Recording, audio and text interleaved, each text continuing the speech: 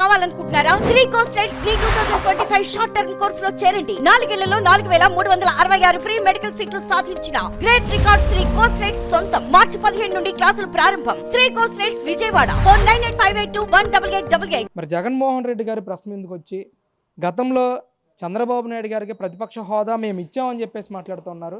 అసెంబ్లీలో రెండే పక్షాలు ఉన్నాయి, ఒకటి అధికార పక్షం, రెండు ప్రతిపక్షం.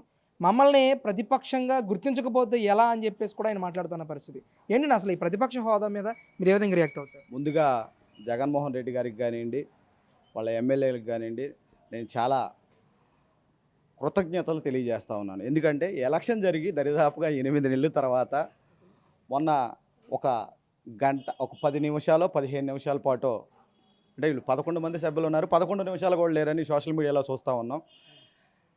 అంటే చాలా నెలల తర్వాత వీళ్ళందరూ కూడా వీళ్ళు ఎంచుకున్నటువంటి ప్రాంతాల్లో వీళ్ళు ఏ నియోజకవర్గాల్లో అయితే గెలిచారో ఆ నియోజకవర్గంలో కనపడినా కనపడకపోయినా అసెంబ్లీలో 11 నిమిషాల పాటు కనపడినందుకు వైసీపీ నాయకులకు కానివ్వండి, జగన్మోహన్ రెడ్డి గారికి కానీ నా ధన్యవాదాలు తెలియజేస్తూ ఉన్నాను. ఇప్పుడన్నా మేలుకొని ప్రెస్ ముందుకు వస్తూ ఉన్నారు. కాకపోతే ప్రెస్ ముందుకు వచ్చేటప్పుడు కూడా కాస్త జగన్మోహన్ రెడ్డికి గతంలో ఆ స్క్రిప్ట్ ఇచ్చిన వాళ్ళు ఎవరైతే ఉన్నారో ఆ స్క్రిప్ట్ని మళ్ళీ పర్ఫెక్ట్గా రాసిస్తే బాగుంటుంది అనేది. ఎందుకంటే చాలా అబద్ధాలని ఇది నిజం అని నమ్మించినటువంటి గొంతు ఆ జగన్మోహన్ రెడ్డి గొంతు. ఇవాళ ఆ గొంతు తడబడతా ఉంది. ఎందుకంటే కనీసం జగన్మోహన్ రెడ్డి మాట్లాడితే అది పచ్చి అబద్ధం అని చెప్పి చిన్న పిల్లలతో సహా ఆంధ్రప్రదేశ్లో పక్కాగా నమ్ముతూ ఉండడంతో ఆ గొంతు తడబడతా ఉంది. కాబట్టి గతంలో నేను మీ మీడియా ద్వారా ఒకటి ప్రశ్నిస్తూ ఉన్నాను. చంద్రబాబు నాయుడు గారికి 23 సీట్లు ఉన్నాయి. ఆల్రెడీ 2 ఎమ్మెల్యేలు మా దగ్గర టచ్లో ఉన్నారు. ఇంకొక 2-3 గారిని మేము లాగేస్తే, మేము కానీ డోర్లు తీసేస్తే చంద్రబాబు నాయుడు గారికి ప్రత్యేక హోదా కూడా ప్రతిపక్ష హోదా కూడా ఉండదని చెప్పి మాట్లాడినటువంటి ఈ గొంతు ఇవాళ మాకు ప్రతిపక్ష హోదా ఇవ్వమని ఎలా మాట్లాడుతూ ఉన్నారు? ఎందుకంటే ఇంకొక 5గురిని పీకేస్తే 18 మంది కూడా లేకపోతే ప్రతిపక్ష హోదా ఉండదని అసెంబ్లీ సాక్షిగా మాట్లాడిన నీవు ఇవాళ 11 మంది ఎమ్మెల్యేలతో ఏ మొహం పెట్టుకొని నువ్వు ప్రతిపక్ష హోదా అడుగుతావని చెప్పి నేను జగన్మోహన్ రెడ్డిని సూటిగా ప్రశ్నిస్తూ ఉన్నాను. అంటే మన దగ్గరకు వచ్చేసరికేమో అయ్యో పాపం, పక్కనోడి దగ్గరకు వచ్చేసరికేమో ఎంత దారుణంగా బిహేవ్ చేశారనేది గతంలో ప్రజలందరూ కూడా చూశారు.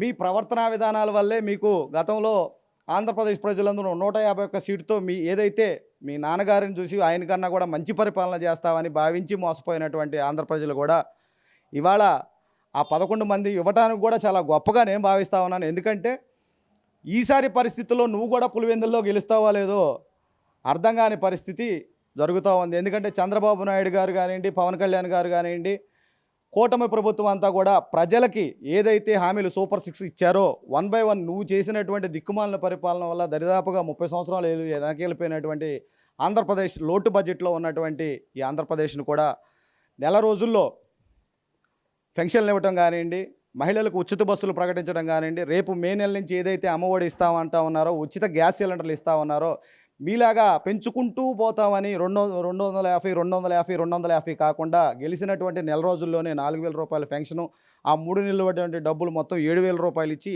ఆంధ్రప్రదేశ్లో సంక్రాంతి తర్వాత అతిపెద్ద పండగ పెన్షన్ల పండగ చేసినటువంటి కూటమి ప్రభుత్వాన్ని ఈ దరిదాపుగా ఒక 10-15 సంవత్సరాల పాటు మీరు ఏమి వేళ్ళు కూడా కదిలించలేరని చెప్పి ఇక్కడ ఆంధ్రప్రదేశ్ ప్రజల్లో నేనుగా ఒకటిగా భావిస్తా ఉన్నాను. ఇదే తరుణంలో ఆయన మాట్లాడుతూ కార్పొరేటర్కి ఎక్కువ, ఎమ్మెల్యేకి తక్కువ అని చెప్పి పవన్ కళ్యాణ్ గారిని ఉద్దేశించి చేసిన వ్యాఖ్యలపై ఒక యువకుడిగా మీరు ఏ విధంగా రియాక్ట్ అవుతారు?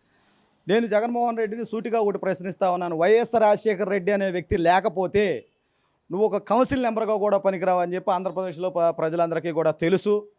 అలాంటి నువ్వు ఎందుకంటే పార్టీ పెట్టగానే అధికారం కాదు, మనం ఎమ్మెల్యే అవ్వటం కాదు, ప్రజలకు సేవ చేయాలని చెప్పి 10-15 సంవత్సరాల పాటు ఆంధ్రప్రదేశ్లో పార్టీని పెట్టి ప్రతి నియోజకవర్గానికి తిరిగి అక్కడ ఉన్నటువంటి సమస్యల్ని అప్పుడు ఉన్నటువంటి ప్రభుత్వాల దృష్టికి తీసుకెళ్ళి చేయగలిగినదంతా చేసి ఇవాళ కూటమిగా ఏర్పడి, ఎందుకంటే నీ దౌర్భాగ్య పరిపాలన వల్ల ఆంధ్రప్రదేశ్ ప్రజానిక ఎవరు ఉండే పరిస్థితి లేక మరో బీహార్ లాగా తయారవుతున్నటువంటి రాష్ట్రాన్ని ఆదుకోవాలనే ఉద్దేశంతో కూటమిగా ఏర్పడి వాళ్ళందరూ కలిసి కూడా ప్రజలకు వాళ్ళు చేతనైన సాయం చేస్తూ, నీకు కూడా నీ రోజు చెప్తానే ఉన్నారు అసెంబ్లీకి రావా, నువ్వు ఏదైనా సలహాలు ఉంటే చెప్పవా అని.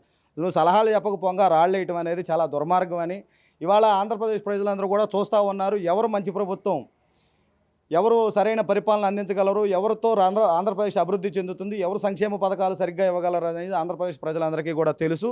రేపు పొద్దున భవిష్యత్తులో నువ్వు ఎమ్మెల్యేగా ఓడిపోతే వార్డు కౌన్సిలర్గా పోటీ చేయడానికి కూడా నువ్వు పనికిరావు అని చెప్పి నేను చెప్తా ఉన్నాను.